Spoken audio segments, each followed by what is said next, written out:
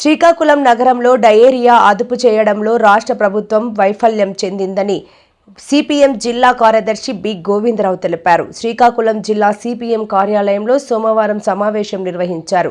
వారం రోజులు గడిచినప్పటికీ తగిన వైద్యం అందటం లేదన్నారు.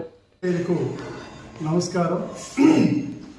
శ్రీకాకుళం నగరంలో ఈరోజు డయేరియా అదుపు చేయడంలో రాష్ట్ర ప్రభుత్వం పూర్తిగా విఫలమైంది.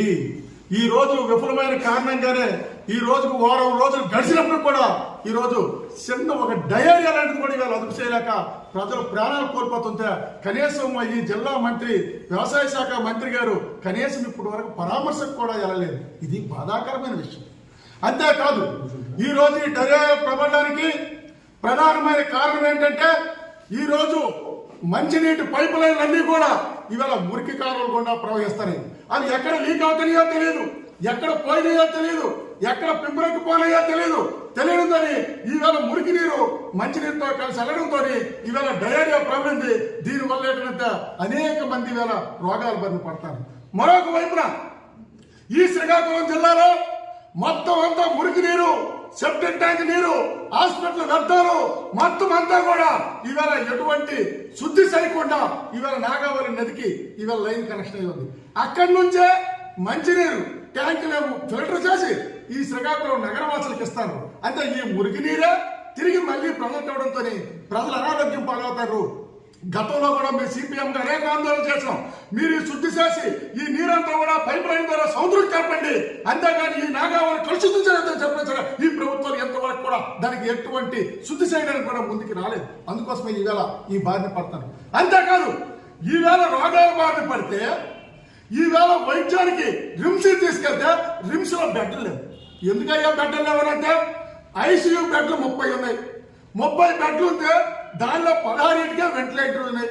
ఈవేళ 214 కేసులు నమోదైనాయంటే నువ్వు ఐసీయూ బెడ్లు రిమ్స్ హాస్పిటల్ లేకపోతే రోగుల పరిస్థితి ఏంటి అని చెప్పి ఇవాళ ప్రభుత్వం కడుతాం. అందుకోసం ఈ ప్రభుత్వం ప్రజల ఆరోగ్యం పట్ల, ప్రజా వైద్యం పట్ల నిర్లక్ష్యంగా ఉండి విఫలమైందని చెప్పి సందర్భంగా మీరు తెలియజేస్తాం. అంతేకాదు ఎంత పెద్ద రిమ్స్ ఉంది, ఇక్కడేమో అనేక డిపార్ట్మెంట్కి డాక్టర్లు లేరు.